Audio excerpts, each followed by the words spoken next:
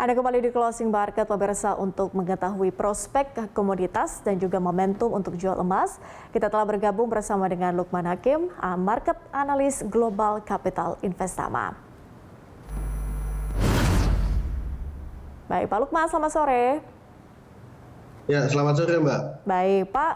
Bagaimana tren harga emas pada pekan ini, Pak, dengan pertimbangan adanya peningkatan ketegangan Rusia-Ukraina? Apakah mungkin menyentuh level 2.000 US dollar per troy ounce-nya? Ya, kalau menurut perkiraan yang sudah kita kemukakan sebelumnya, bahwa harga emas memiliki peluang untuk naik ke level harga 2.000 per troy ounce di tengah situasi saat ini adalah sangat mungkin sekali, mengingat ketidakpastian yang terjadi dari krisis Ukraina ini masih terus berlanjut. Kita melihat sampai hari ini belum ada suatu langkah resolusi pengenduran terhadap tekanan pasar. Dengan demikian kita melihat bahwa harga emas masih berpeluang naik ke level 2.000 per troy ounce sangat mungkin sekali. Sangat mungkin menuju ke level 2.000 US dollar per troy ounce-nya. Pak Lukman, kalau melihat pergerakan emas beberapa waktu terakhir ini, artinya bagaimana Anda merekomendasikan emas untuk paling tidak jangka menengah dengan mencermati kondisi global yang ada saat ini? Ya, untuk dalam jangka menengah saya melihat tidak ada keraguan bahwa posisi beli terhadap emas masih cukup meyakinkan. Melihat sentimen yang mempengaruhi pergerakan harga emas saat ini sangat kondusif terhadap upaya kenaikan harga emas lebih lanjut. Pertama tentu saja masalah krisis Ukraina yang masih akan memberikan sentimen dalam jangka waktu pendek ini. Kemudian dalam jangka panjang kita melihat bahwa inflasi yang terjadi secara global itu akan memberikan peluang bagi harga emas untuk naik lebih tinggi. Walaupun di bulan Maret ini setidaknya tanggal 16 nanti ada upaya kenaikan suku bunga yang dilakukan oleh Amerika Serikat, mungkin itu akan sedikit membatasi kenaikan harga emas.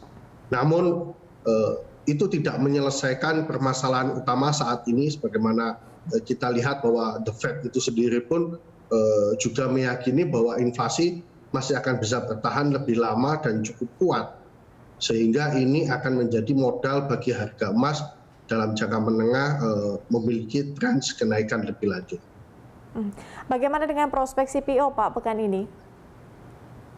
Ya, kalau CPO saya melihat bahwa juga mengikuti tren kenaikan harga minyak global, walaupun di hari-hari ini mungkin sedikit mengalami koreksi karena faktor teknikal menurut saya, di mana harga CPO sebelumnya melejit bersamaan dengan kenaikan harga minyak dunia, maka koreksi yang terjadi saat ini dalam minggu ini mungkin hanya bersifat teknikal. Tapi kalau kita melihat prospek yang lebih jauh lagi, bahwa harga minyak itu sendiri juga masih memiliki peluang untuk naik, maka CPO diperkirakan juga akan mengikuti tren kenaikan ini.